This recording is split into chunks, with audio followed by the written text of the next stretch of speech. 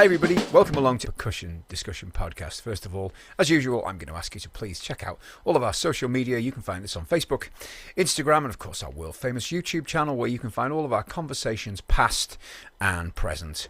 Here you will find the video to accompany all of our conversations. Please subscribe if you can. There's no adverts on there to get in the way.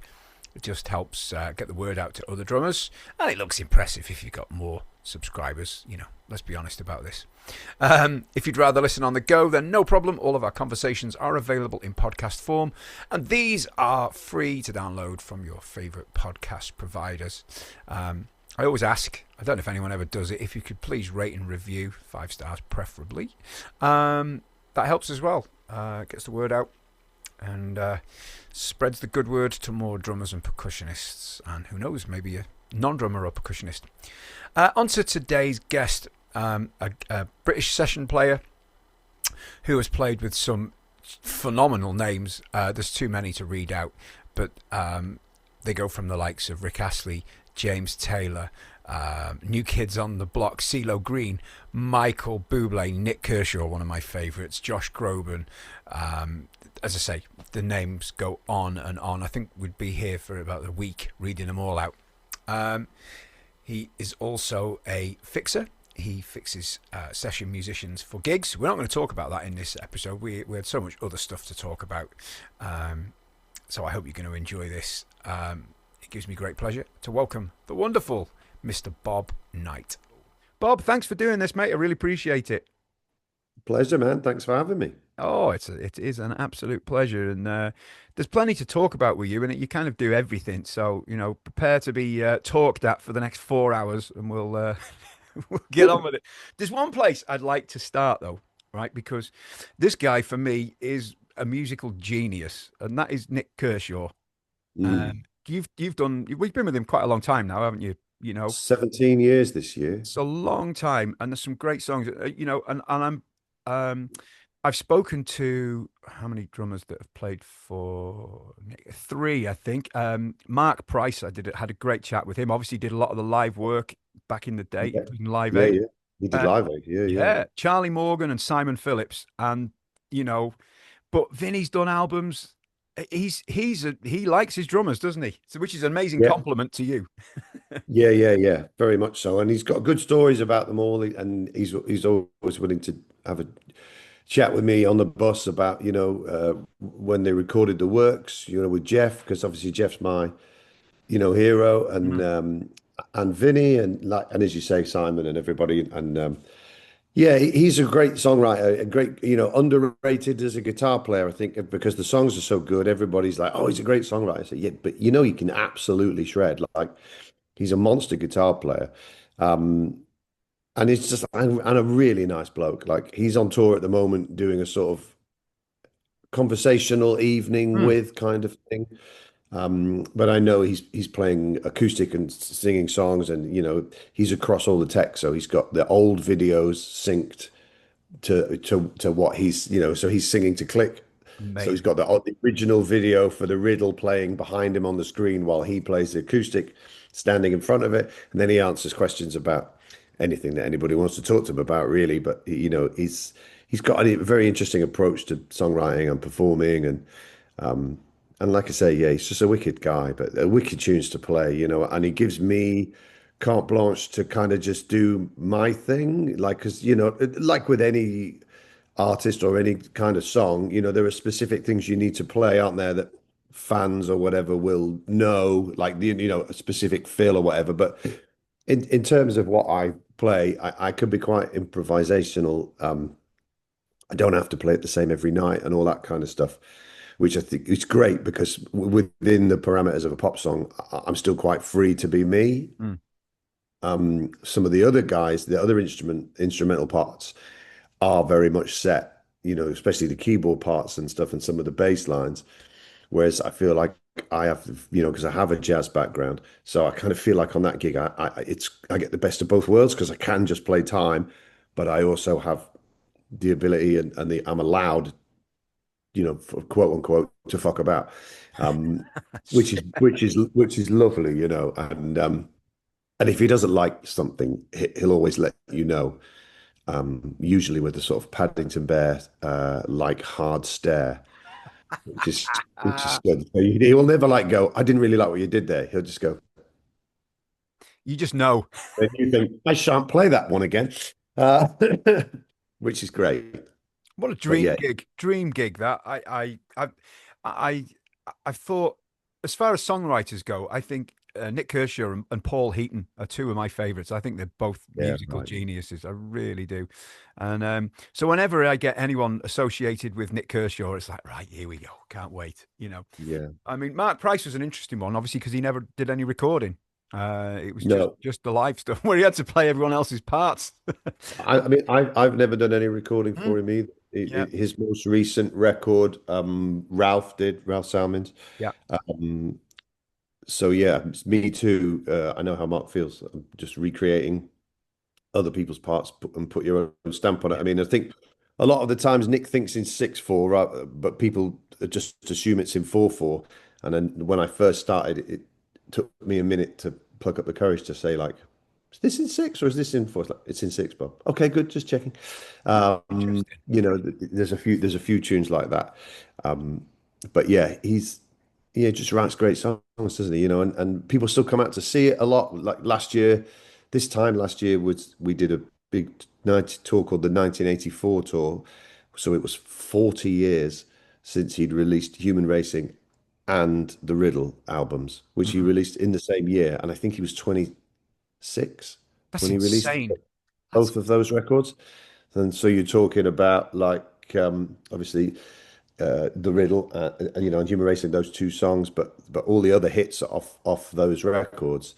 So we played the first half of the show. We played one album in its entirety, and then we played the second album in its entirety, and then a few encores and stuff. So we were looking at a 2 hour gig really, and it's a big old workout. But it was great. I sort of took my peer. I thought about what rig I was going to play, and I thought, you know what, I'm going full period correctness. So I went power toms, oh, Black 9000, 10, 12, 13, 14, 15, hanging, giant china. It was wicked. I absolutely loved it. And the kit, I mean, I've got that kit. So I thought, well, God, I haven't had it out for power. I haven't had power toms out for a long time. I thought, I'm just going to bring it back. And they just tuned so well, sound so good, looked amazing. Everybody was like, that kit sounds fucking amazing. I was like, well, that's you go. It's 40 years old. But it do was you great. It was when you use the really power toms then do you have to do you sit a bit higher or what do you do or do you just change the angle a bit or good. because Did the have to did have to tweak it a bit, but I'm tall anyway. I'm nearly 6'2". I'm 6'1" and a something. Um, but I sit quite low, I think. I was talking to someone else. Well, I was talking to myself about it the other day. About, I watch a lot of videos. I see people online, and a lot of people these days legs are, they're almost standing up. They're on the way Aaron Sterling sits, the way Dexter Hercules sits, and like, I'm thinking, am I doing this wrong after all this time? Because I'm still very much working with the sort of thighs perpendicular to the floor, sort of old Erskine video kind of information, But so I've got a bit of downtime at the moment. I've sort of put a stool in my studio that's at a height that is at that sort of angle that lots of people seem to be using, and I'm going to give it a go just for fun, really, because oh that's the great thing about drums, isn't it? I love the fact that you can just go, I'm just going to change everything for fun and see if it feels different or better or worse or like, and if you've got a guitar, then the frets are where the frets are, and if you play the saxophone, the keys are where the keys are. But it's something very freeing, isn't it, about adding a cymbal, taking a cymbal away, yeah. changing the height of your ride, or I think people don't experiment enough. At the moment, I've been playing three rack toms for a long time, but at the moment I'm playing 14, 10, 12, and the 14 is like by 14. Mm. So instead of having two floors to the right Yeah. and twisting, I tried the sort of Abe Laboriel for a bit with the 16 on the right, 18 on the left of the hi-hat, and he sent me a message saying, "Your back will thank you." I was like, "Oh, thanks, Abe. Yeah, That's cool." from the extra Um, twist. Yeah, I get from the that. Yeah. twisting.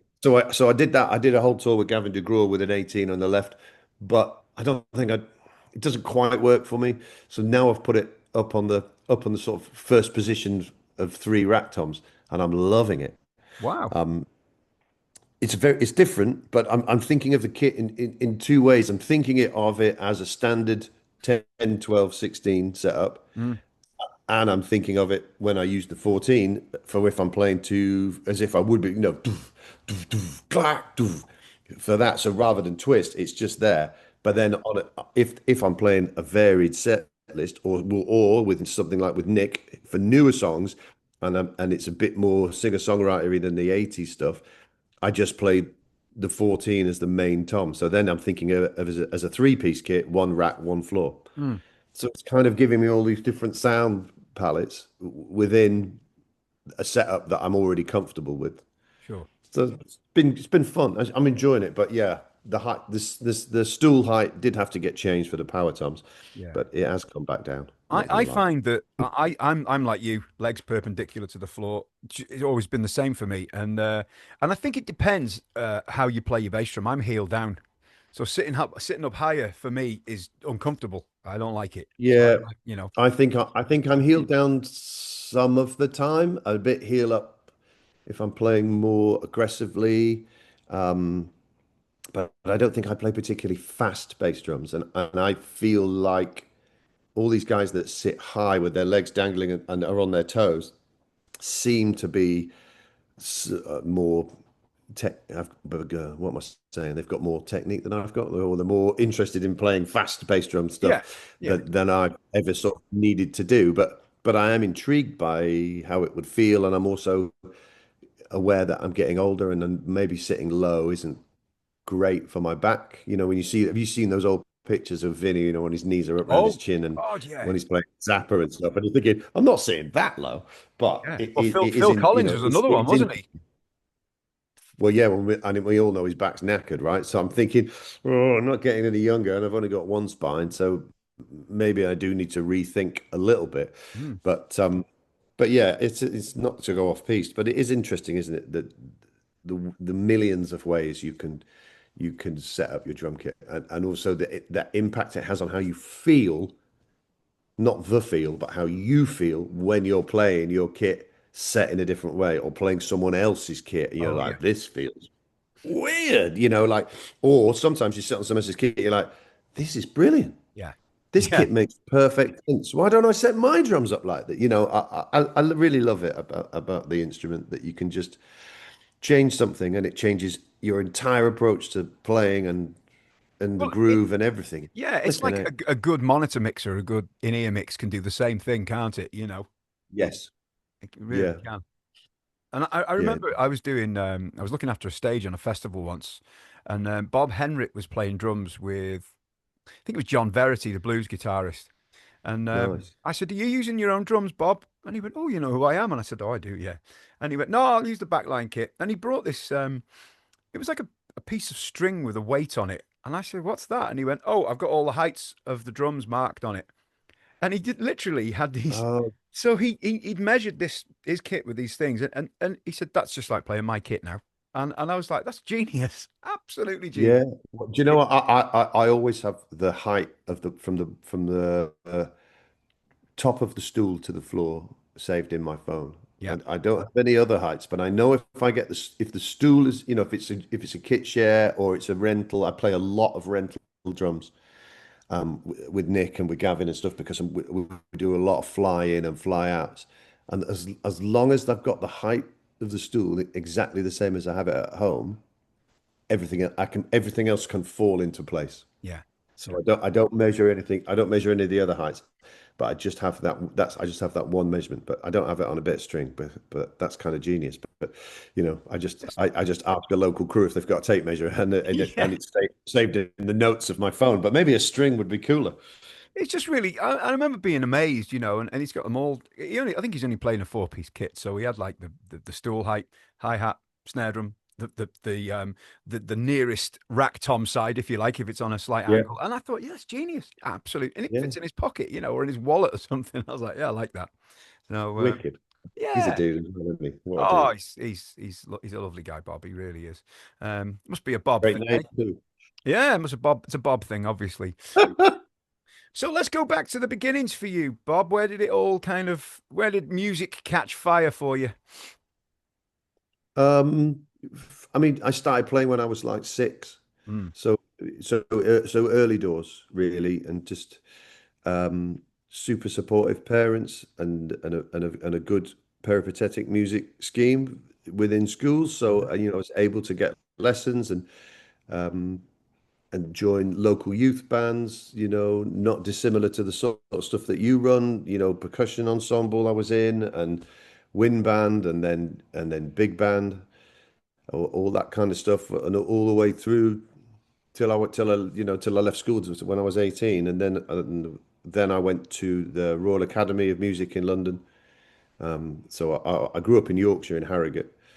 Oh, So did nice. all these schemes, and by the time I was sort of 14, 15, I was playing in pubs, and luckily, unlike now, there were loads of pubs to play in and loads of clubs to play in, and there were loads of guys who were probably early mid 30s and older that took me under their wing and were like, "Oh, come and play on this and come and play on that." And some of them would pick me up, or my dad would drive me, and all that kind of stuff. So it was wicked. So I had a really good, broad musical education via all these different guys, some blues guys, some rock and roll guys, some pop guys, and it just really took me under their wing, really. So I learned a lot, fast. You learn fast on stage, don't you? Oh, It's you kind do. of a fast track education, and there was a lot of hard stairs and all that kind of stuff then, which got me ready for the Kershaw. But Hmm. it was brilliant. It was great, and I loved jazz and big band playing stuff. Was doing every weekend, and we won a few competitions with that band. So I got to come to London. I played at the Albert Hall a couple of times and stuff. So I had a taste for what was going on down here. Um, and then he applied for music colleges and stuff. I got into Leeds, and I got into the Royal Academy. But I don't play tuned, and I don't read, xylophone and all that kind of stuff. And the academy would allow me to just be a drum kit player. Yeah. Yeah. And it's a wicked course. Trevor Tompkins, John Marshall were my drum teachers there. So, I moved down to London in 1995, and that was a 4-year degree. So, graduated there in 99, and then just about scraped enough together to stay down here and not have to go back up north. And I've Did, been here ever since. did you make a lot of connections that have been useful to this day during the time you were studying then? Yeah, I still Yeah. play with loads of my mates that I met Do at you? college. Still Oh. friends with a lot of people. They're all on the scene and everything. But I obviously, or maybe not obviously, if anyone doesn't know me, but I sort of moved away from jazz. I sort of realized while I was studying it, probably wasn't going to be an easy. Not that there's any easy ways to make a living, but it was going to be even harder way to make a living than just having a more broad kind of music employment route. Do you know what I mean? And also, my love of the backbeat and playing time, as in a groove, Mm. and the kind of music that I listened to more than jazz was driving me towards pop music and towards you know music with vocals and all that kind of that kind of thing. So I sort of had made a conscious decision, but maybe jazz wasn't, exclusively playing jazz wasn't for me. That's not to say that I don't still play it sometimes and that I don't listen to it. I still listen to a lot and enjoy it. But, the Brecker brothers world of jazz fusion with GAD and things and that kind of exciting stuff. And then that leads you to Tower of Power, doesn't it? And then do you know what I mean? As a young music fan, you think if this is all funky as shit, like this is way more to me more exciting and more appealing than the straight ahead 50s bop kind of stuff, which is still brilliant, Of but course. I, I was always drawn. I loved Phil Collins. I love Phil Collins. But that was what I was practicing when I was a kid. Phil Collins and Chili's and listening to that, and then Weckl Master Plan on cassette came out and all that kind of stuff. And I thought I like this more than I like just Philly Joe and Sure. all the other stuff that I was digging. But I think probably though you'd get more from doing the jazz course. It's going to give you more ability around the kit, isn't it, than doing maybe a pop course, which a lot of it you Oh, can already do. You know, at least you've got the chops now without to. a shadow of a doubt. And also, historically, all of our favorite drummers have a jazz background, don't they? Like into modern day, your Carlock and all that kind of stuff. Mm. But then certainly, obviously Vinny, all the greats, Erskine, Weckl, all those guys. They all had jazz backgrounds. They all and that was their thing. And then they sort of came across, didn't they? I mean, the Sting famously took a lot of jazz musicians, didn't he? Yeah. Not just us, but Branford and Kenny Kirkland and all that kind of stuff. And was like, this is the world where the players are the most proficient and the best, and I'm going to bring them over into my world, kind of thing. Mm. And I think it's always kind of been recognised as that, hasn't it? The studying jazz is the deep dive into your instrument, whether that be drums or piano or saxophone, that potentially doesn't happen in other genres. So yeah, it was a fantastic time. It was a great course, like wicked teachers across the board, not just wicked drum teachers, and it just teaches you to be free and within the parameters of whatever music you're playing, to have your ears open, to be able to improvise, to be able to react to a singer or a soloist, or the skill set that comes from playing jazz is so broad and advanced, I suppose, without sounding. I think that's why sometimes people look at jazz musicians and they think they're better than everybody else, or they're a bit hoity-toity, or looking down their nose at rock and roll and stuff. And I don't think it's true at all. Mm. But I think sometimes musicians who haven't studied are intimidated by it, Yeah. And I know that during my career, I've come up against or come across players who are brilliant players, and then when they find out that you've studied jazz or whatever, they're like, "Oh, you think you're fucking better than everyone else," kind of thing. Like, you don't really, you don't understand the roots of rock and roll because you haven't lived it, kind of thing. You're Oh, like, I didn't say that. You said that. I just told you that I used to play a lot of jazz. Like you're the one doing the maths here and making it five. But I loved it. But I also knew that I watched people graduate while I was there and saw them struggle with how to make a living. And some of them did look down their nose on other things, so didn't want to do it. And I was like, I always have had a rule and still have the same rule that like if somebody asks me to do a gig, and obviously, and it's not for nothing but whatever. But if I'm free, available, the musicians are good, then I never say no. But I do know people who turn gigs down. Oh, I don't really like the music. Gives a well, fuck. must be Do you like busy then. do you like playing? Well, I think sometimes they aren't Mm. busy, or sometimes they aren't sitting on a giant bag of money or anything. They've just got weird principles or weird ideas about what they should and shouldn't be doing. Some people have high self-opinions, don't they? And for me, the idea when I was young that I could make a living playing the instrument that I love, then that was like amazing. I didn't really care what the music was or who it was with, or I was like, as long as it grooves. And that's kind of the great thing about the drums, isn't it? Like if you're a piano player and you're only playing blues, you're like, well, the changes are boring.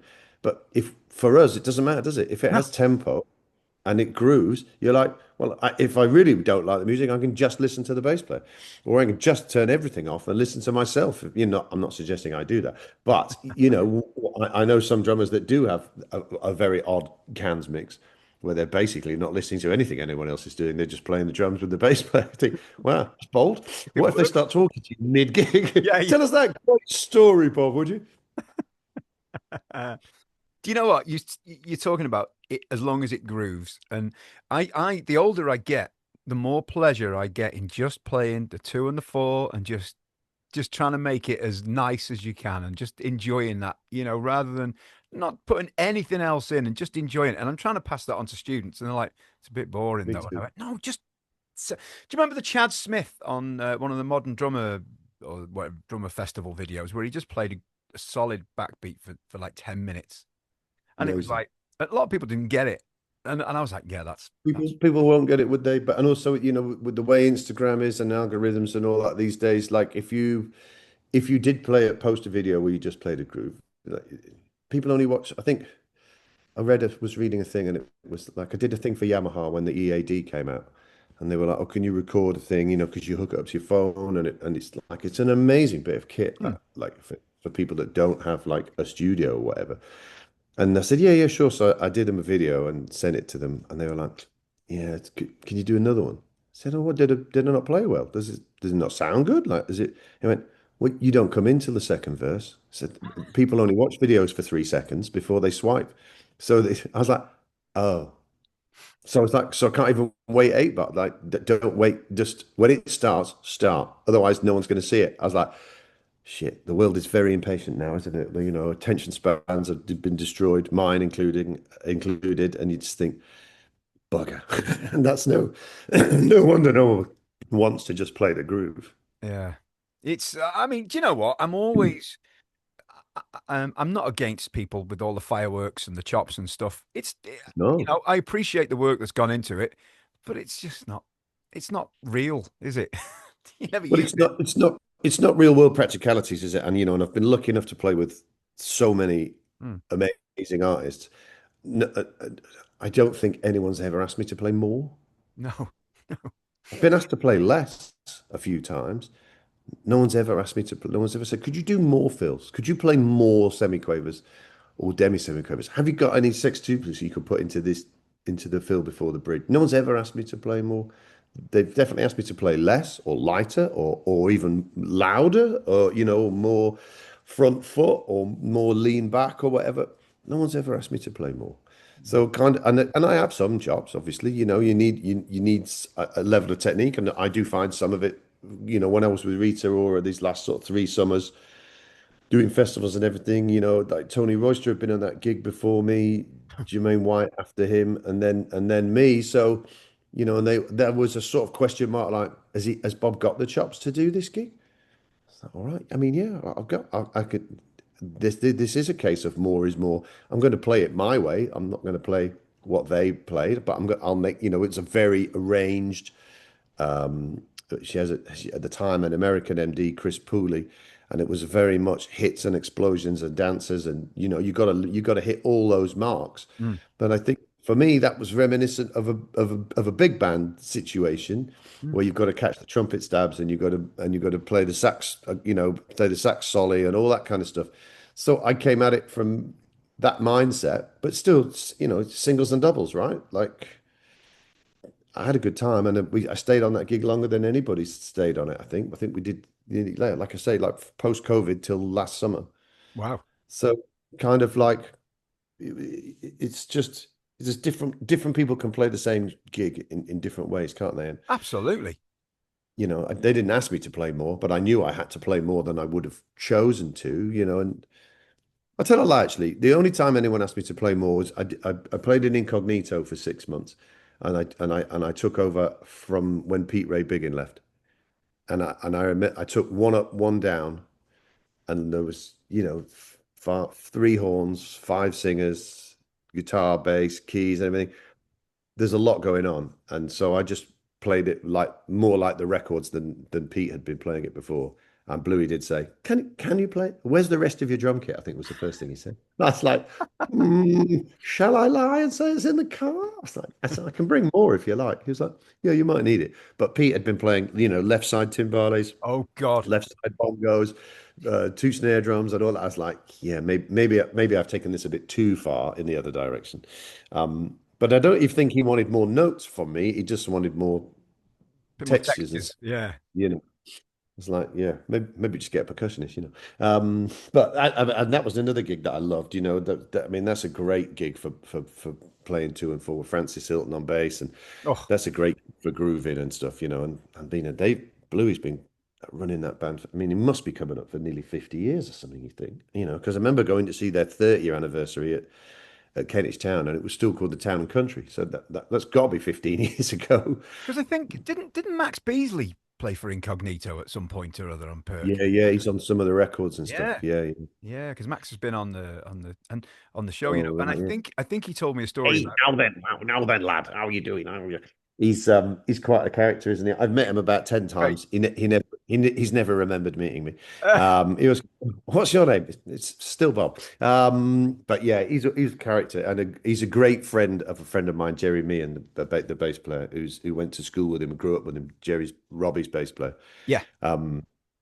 He's a monster as well. But yeah, Max is great, and Max actually studied with Jeff Myers in Leeds, who I studied with Right. some years later than him. But Jeff had some good stories because Jeff was friends with Max Beasley Senior, so he used to say, "Oh, this young lad's coming. He's very good." It's like, say loads of stories about him. But yeah, he did Incog and stuff. I mean, he's a monster drummer. And I mean, I know he's an actor and Hollywood and all that, isn't he? But Yeah. I think he made a record recently, didn't he? And he had Gad on it and some other And bits of Lewis Conte as well, I believe. Yeah, because I remember he was yeah, saying he was going to do it, and yeah. I mean, that's the other thing about those. I think sometimes people forget, like people work for people go, can't believe you got Lewis Conte. I can't believe you got Steve Gadd. It's like they work for money. The yeah, same as any. If you want JR to play on your, if you're a singer and you want John Robinson to play on your record, then you send him a message and say how much does it cost, and it probably costs $500 or 600. I don't know the numbers, but yeah. you know what I mean. I think people assume that because someone's famous that you can't afford them, and it's like, well, you can go and see Gad at Pizza Express playing with his trio. Tickets are 45 quid. So you can do the maths, right? He's not making 10 grand a night because there isn't 10 grand a night to be made. You know what I mean? Like, I think sometimes people think, or just don't think, oh, I can't get that person. It's like, there isn't anyone on earth Yeah. that you can't, that plays music for a living that you can't ask to play on your record. They Especially, might not want to do it, yeah, but yeah, the, yeah. the likelihood is they'll be flattered because most people are, because everybody's got an ego, big or little, and everyone is. This is what everybody does for a living. Especially in this modern world now, where it's just stems being sent back and forth over email. Yeah. There's no I did a flight. I did a whole movie last week in my studio, Did you? which is kind of awful. I mean, absolutely amazing, and I was thrilled to be asked, but kind of awfully stressful because if you're in the studio and you get booked for a 3 hour session, then they make sure it takes 3 hours, and they say, "That's a good take. Next cue." And when you're on your own, you're like, well, I can do that better. I can do that better. And then you look at it, you think, I've spent 2 hours on one cue. I'm supposed to, There's your there's profit 26 gone. cues and I'm supposed to do them all in 3 hours. It's like, Profit's gone. Oh, yeah, but, you want to do a good job. I always want to do a yeah. good job. And it's, it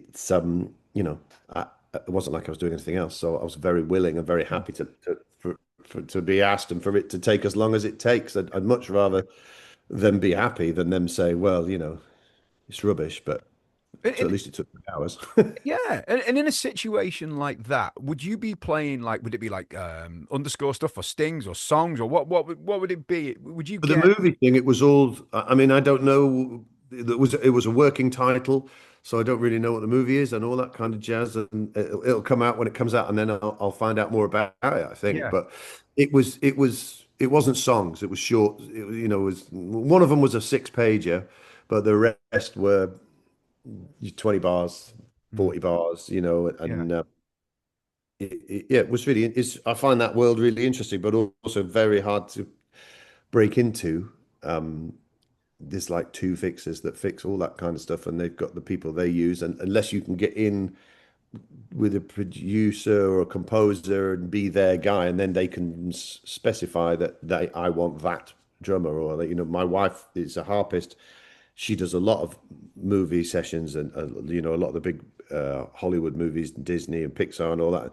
Sometimes, if it's a composer she's worked with before, then they'll say, "Oh, get Camilla Pay on harp, please." They do specify, um, but it's yeah, I haven't done much of it. I've done quite a few like advert sessions, which are sort of a similar nature, but actual movies and stuff, not that many. This will be like my fourth one, I think, ever. So it was great. I was really happy to be asked, and I'm lucky enough that I do have a studio, and I do have a basic understanding of logic and all that kind of, you kind of need to be proficient in so many things these days. and play the drums. You know, you're like it's difficult, I think, for a lot of people. You know, just there's so many skills involved in being a professional musician. Some that were always there, time management, diary management, all that kind of stuff. You know, but just that in itself can be a full-time job. You know, you need to be a business manager, you need to be an accountant, you need to be a motivator, self-motivator. Yeah. You need to be hip to what everything that's going on. You now need to be a social media manager. You need to, you know, this just a promoter. There's so many hats that you need to wear. And then at the end of it, you're like, now play the drums. Oh, and by the way, don't be shit. Like, oh yeah, because truly that's the thing, isn't it? You know, I've been doing a few lessons recently. I don't really teach. I used to teach a lot, but I stopped. And but I've had a few people reach out on Instagram and say, "Oh, can I come for a lesson?" I'm like, "You can. Like, it won't be a weekly thing, but come and I'll, you know, and have a clear idea of what it is you're interested in me looking at or us talking about." Because some people say, "Oh, just come and hang out." Like, no, that's weird. Like, but you could, you know, can you come and assess my playing? Like, yeah, I can, but I will. You're paying me, so I'm going to be brutally honest. And I think sometimes people are disappointed, not disappointed, but like, you know, if I say, well, I think this is not great, and I think that you rushed there, and I think your left hand's not as strong as your right hand, I think you're quite often it's like people's just the demeanor. Like, you don't look like you're playing the drums. You know, I think people don't think enough about the physicality of the instrument. And when people say that, oh, Gads, I love Gad. Oh, I love Abe Labora Jr. Oh, I love Keith Carlock. I say, yeah, all of those people that you're naming, the thing that you're missing about them is you're listening with your ears, but you need to watch them play. The way they hold themselves, the way they're all very identifiable, aren't they? By their physical presence, the way they command not just the sticks around it, but the room, the other instrumentalists, how they communicate with the bass player. You know, they're like Gad's tiny, Abe's massive, but they still both have the same level of presence, the way that they move, and you know, sometimes drummers come to me, they're like, "Yeah, I'm going to play," and then they go, "Dun, dun, dun, dun," and their fucking head doesn't move, the body doesn't move, the feet are barely moving. You're like, how are you going to get anybody to dance and react to you moving the air and creating this groove, you know, that we want, so people can feel it and it be infectious? If you look like you're reading a prayer book or a, you know, or a phone book or something, like, you've got to give it across, you know. So it does usually culminate in me jumping up and down and shouting, you know, "Come on, you know, show me some emotion or something." And then they never come back. It's like, yeah, told you you'd only come once. No, some of them come back, but I do think it's such an important thing to discuss and to be aware of for not just young drummers, all drummers, to like, what, the drummers that you love, what have they got that you haven't got? Mm. Yeah. Because we've got, you know, for the most part, 2 feet, two hands, two arms, two legs, one. You know, we're all basically put together the same. So why does his groove or her groove happen to be so infectious and cool, and yours isn't, or mine isn't, or what? Do you know what I mean? And, Mm. and think when you start thinking about that and trying to recreate, you know, I'm a bad mother. You get into a James Brown kind of mindset, or, you know, I was lucky enough to have some lessons with Bernard Purdy, and you know, and because he came into academy, you know, three separate occasions, loads of things I learned from him, not just to play how to play the Purdy shuffle, but also how he carries himself as a man in a room. You know, how he Oh, he's carried him in a larger room. than life. Yeah, but when it's just you and him, he's quite softly spoken, Mm. and he looks you in your eye, and he's okay. So what do you want to know? And It's have you like, noticed he doesn't waste words. He leaves so long in between sentences yeah, he's sometimes. the opposite of me. Yeah. He doesn't waste anything. Yeah. No, he's brilliantly um, measured, and his same in his playing is so, you know, laid back but amazing, and then he can just whip it, bam, bang, you know, and he goes. It goes from MP to triple forte on one hit and then straight back down. But Mm. the groove stays completely solid the whole time. It's just I learned a lot. I thought it was amazing. And again, just his presence on the drum kit, the way he sits at it, how upright he is, how his head is. He's engaging with everyone in the room. Just when he's playing on his own, and you can't. You look around, the whole room's grooving. Yeah, yeah, yeah. Well, that's what you need, isn't it? Because then everybody wants to see that. And I imagine if you're a bass player or you're a piano player or a guitar player or a singer, then that's what you want more than anything, isn't it? Like, Mm. oh my God, if he makes the audience feel like that and he makes me feel like that, everybody's going to come to my show. It's a hell of a If I'm, foundation, isn't it? isn't it? And so that's what I'm not saying I'm always successful, but that's what I try to bring Mm. to when I'm playing with anybody, whether I've played with them a million times or never played with them before. I did the BBC Piano Rooms the other week. I I was saw it. lucky enough to. Beautiful, beautiful playing. Thank you. Appreciate it. With Chrissy Hine, and then they sent in, oh yeah, Rufus Wainwright's going to come out too. I was like, oh, what really? And what you didn't see is that that there's no real rehearsal. They just kind of walk in, hi, oh hi, run it down once. All right, we'll do it then, shall we? And he's going, "Oh, God, what are the words again? Like we only because it's she's got a new album of duets, but and he sort of let slip. Yeah, we didn't record this together. I did my part in America, like kind of thing. And he was like, I just did it once. I can't remember the words. Can we get the words up here, kind of thing? It's like, oh, hang on, a cat has joined me. Out of the way, Poppy. Sorry about Hey. that. Oh, This mine are is all not in the house. I've got two in the house. this is not about you for once, love. Yeah, it was amazing. But so in that situation, I'm thinking I need to, they obviously I don't know the song. I've been sent it in advance, so I've done a bit of practice at the studio.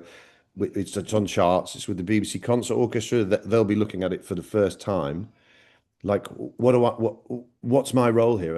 And we're not playing to click. So I'm like, Oh, right. joyful. I want I want this to be solid, feel good. I don't need anybody to sort of watch it back and be like, "Good, the drummer played some flashy feels." I just want it. I want her and him. That's where the magic is, right? Between those Support, isn't two it? voices. Support. So just support, exactly. Support and do a good job, and I loved it, but it's like all those things. You play that song twice. I'll never play it again. Mm. It's a bit like wistful, like the romantic in me is like, oh, nice to play that again. That's how those sessions are. You kind of, you're in at 7:30, 8 o'clock in the morning, set it up, sound check, then there's a break, the orchestra turn up, play it down twice, record it, and everybody's gone before you've got your Yeah. cymbals off the stands. You're like, okay, Right. well, really So, great meeting. so in that situation, Bob, right, when you've obviously got a conductor working with you, once he's counted the tune off, and admittedly he's going to shape it a little bit, do you pretty much, do you kind of take over from there then? Or are you, obviously you're going to have an eye on him or her, but Yeah. With that one, it was kind of like there's no tempo changes once it starts. mm, So he gave me the. I think actually I can't remember. I think I counted it in off my metronome. okay, So I had a metronome marking. So he gave me the nod, and I went 1, 2, 3, and then he picks up the. okay. Then then it's kind of on me and the bass player to just really lock it down and just keep it steady and then wait for her to start singing and make sure that it's the tempo that she wants. But it's so good to be able to play those things without a click. I've been playing with an American artist called Gavin DeGraw since 23. He is brilliant, and he had a big hit, Grammy nominated hit with a song called "I Don't Want to Be," which was on a TV show called One Tree Hill. And he's the same age as me. He's born the same year and the same month, Mhm. and he won't have a click at all, which is great. So it's drums, bass, guitar, keys, and him. And we've been out rocking festival. We've done 2 UK tours, I think, and then last summer we were out. Or this summer we were out all summer doing European festivals, Mm. and it's so exciting to walk out on stage. Like lucky enough to put the band together, which is a thing that I do. Yes. So I've got my mates with me who are all monsters, and we all have great energy and relationship on and off stage. And he goes, there's a set list, but to be honest, after song two, it's like, why are we bothering looking down? Like he just starts things and it's brilliant and it's so freeing. And it takes me back to those days up north playing in pubs and clubs where you didn't really know what was coming and you didn't, and there's someone said, we'll play such and such. And you're thinking, I don't even know that. What? Who? Who's not even know that song's by? Oh, you started. I better join in. I better find it. Mm. And it's been great because everything, Nick, we run a click. There's not much on the track, just a few loops and arpeggiators and stuff. Yeah. On Rita, there's a lot, modern pop gigs. There's a lot on the track is raging amount of, stems. Some of them 80, 90 plus stems on some of those gigs. Jesus, right. So to just go, so you're very constrained, but so to go back to just playing, he is essentially, I think people think he's going to be a country singer because his surname is Derulo, Yeah. but he's not. He's more Billy Joel, Sam Cooke kind of, and then some rock and roll overtones. It's really good fun, man. I'm just doing it without a click. It's been really exciting. Mm. It sort of brought me right back into like the excitement of music, and that we're all listening to each other so intently Yeah. because we have to, and he will slow things down and speed things up at his whim and make things quiet or louder. He kind of conducts the band. He plays piano and sings at the front, so he'll conduct the band from the front. And it's yeah, I'm hoping he comes back next year to do more. Like he has an American band and a European band, and Ah, okay.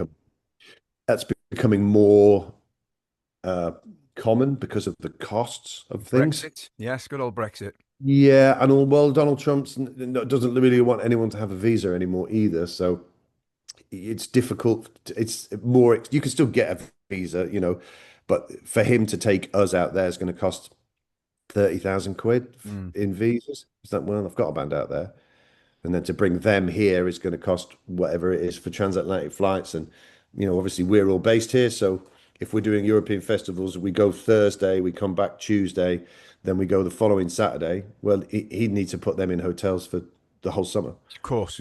Whereas we, it's a day rate situation as pretty much 99.9% of the music business is.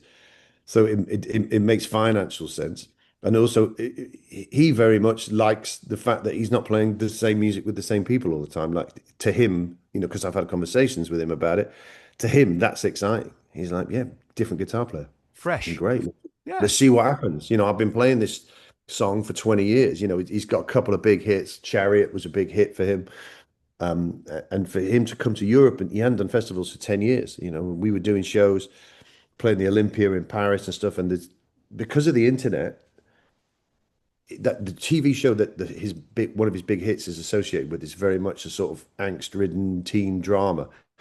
Because of the internet, every year there are new teenagers, right? Mm. Mm. But they still have the same heartache and boy girl, relationship issues, rebellion against parents. Those shows all still stand the test of time, but they're also available to stream from Yeah. all good providers. Whereas, for our generation, you watched what was on the telly, didn't you?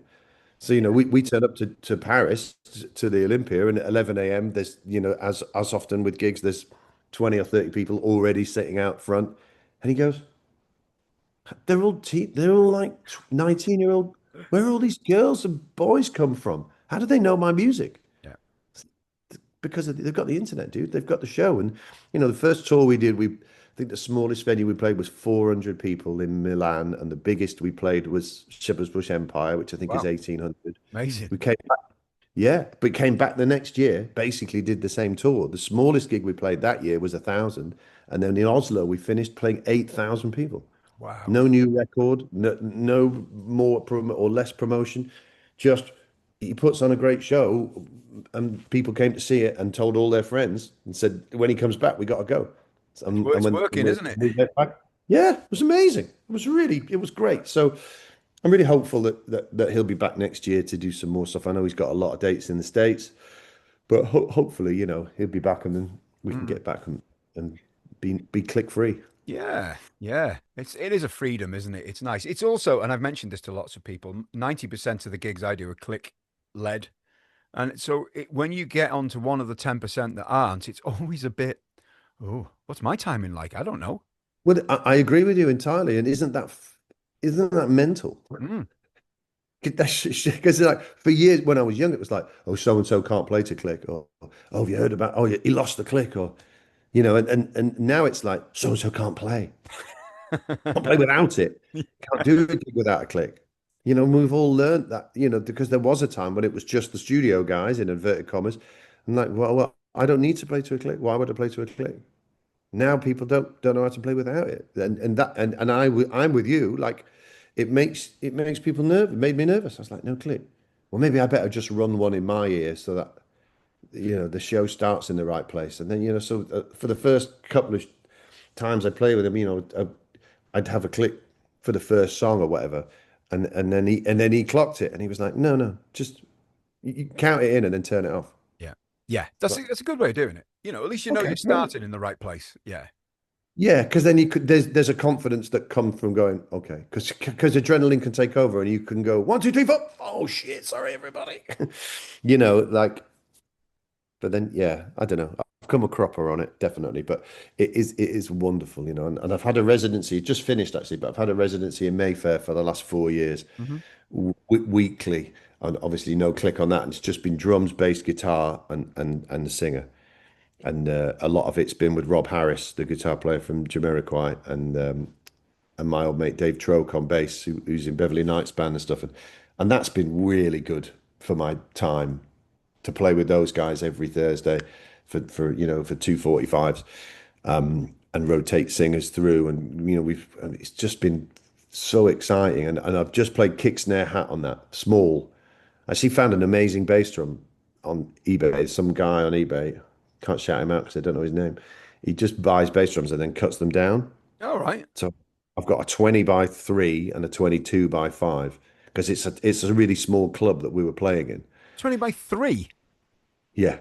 Yeah. Gee. He's just basically bought a bass drum, cut both sides off it, and sold them both for 100 quid. Wow. I was like, amazing. It's got legs, put a decent Remo thick head on it, bit of padding. The 22 sounds brilliant. And for a small, it's a tiny club, maybe 150 Hmm. covers total, that it's a sort of more of a drinking club it's not a music venue. Yeah. But it's been great, just so no amps. The guys are just DI'd and coming back through two little foldback speakers. I'm just playing acoustically with a little kick drum mic and then the vocal. One mix across the front for everybody. Love Just it.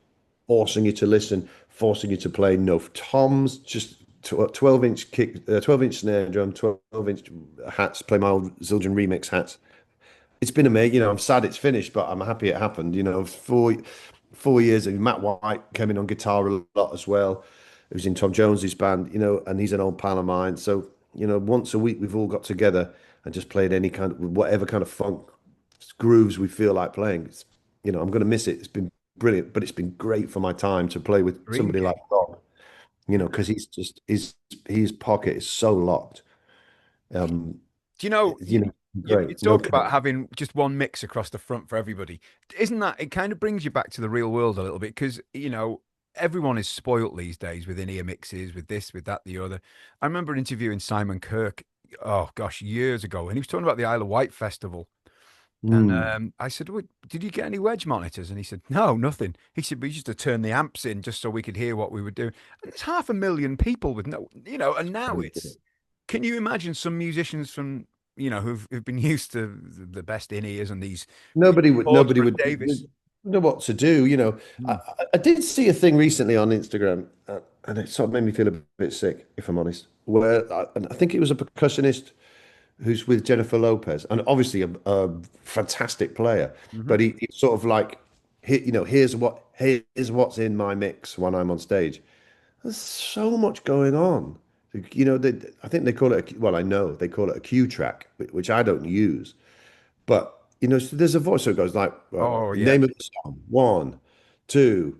1, 2, here come the hits. Bow, bow, bow, bow. Ding, ding, ding, ding, ding. This is the bridge coming now. Here comes the verse. 2, 3, 4, ball. Play the hits. Bow, bow. It's like a constant.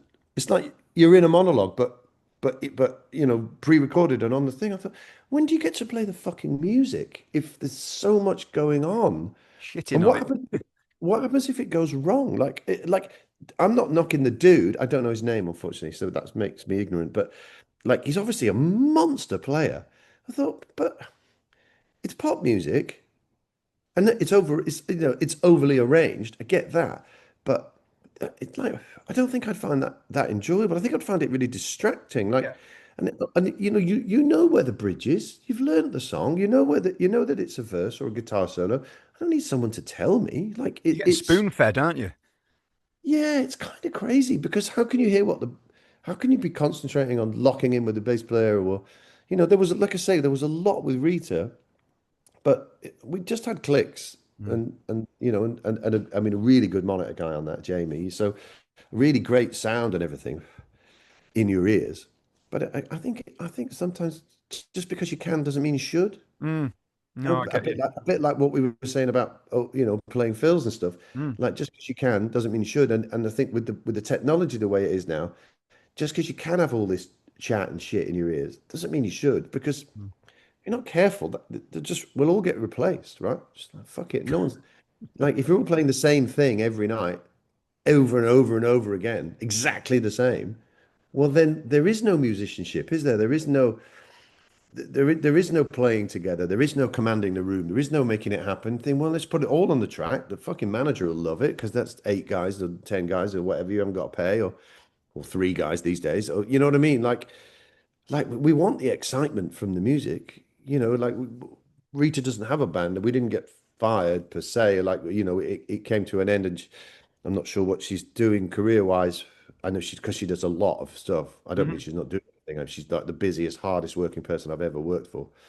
But she might be back acting and all that, but still be the odd one-off gig. And as far as I know, it's just track and dancers now, no band. And you think, oh, I hope that the world doesn't go that way. Like I Yeah. know in pop music, there's often been people don't question it. Like, where's the band? Oh, they must be under the stage. They're fucking not. Like, you know what I mean? It's it's bad for children, isn't it? I've got 2 children and they love music, and I take them to concerts. And if I took them to a concert and you can't and there weren't musicians, but there was music coming out of the speakers, I know that they at 11 and 7 would say, "Where's the band, Dad?" Mm. But I think there are other kids who maybe aren't as lucky to grow up in such musical households who wouldn't just go, "Oh, look, it's the artist that I like. Amazing. Yay, they're playing the songs that I like." And not question, like, where's the drummer? Or where's the bass player? Or do you know what I mean? I think that's so dangerous because then they won't go into school and go, "I want to learn the drums." I Yeah. went to a gig last night with my dad and I saw a drummer. And I liked the singer, but I saw a drummer and I want to be a drummer and I want to play the drums. And that's what happened to us, wasn't it? Of course.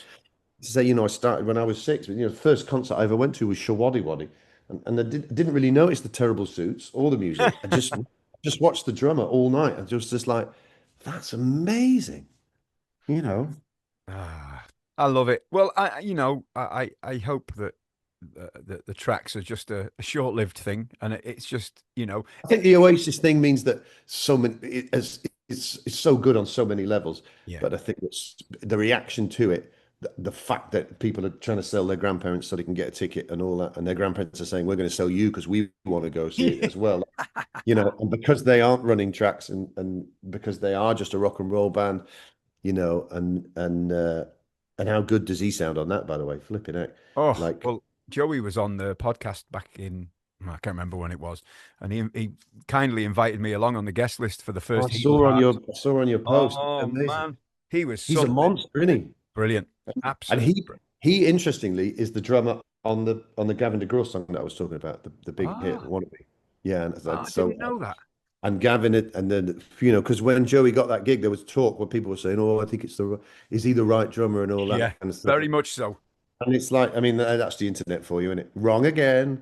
But we, it was a discussion in a van while we were traveling somewhere, and he was like, "Oh man," he schooled me when he played on my on Wannabe because he was like, You know, he's like, I was saying to him, you got to play louder, you got to play louder. This is a rock track. And he was like, don't worry. You see these little black things? Yeah, microphones.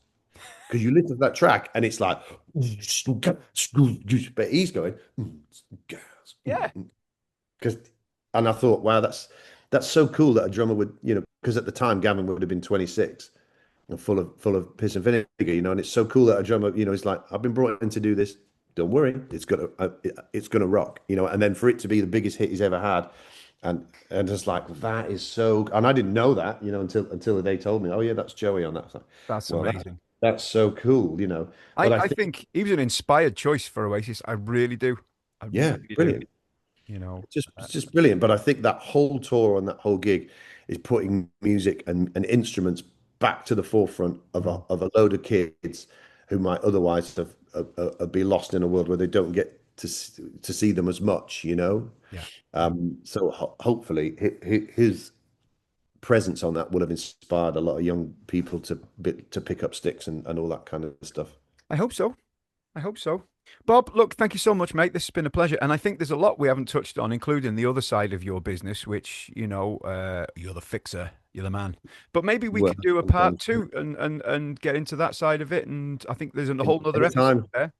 Anytime, brother. It's always nice to chat, and thanks for inviting me on. I appreciate it. Oh, and thanks for doing it. And so, yeah, enjoy the rest of the year. I'm sure you'll be as busy as always. And yeah, we'll maybe schedule in a part two and talk about the rest of it if that's all right with you.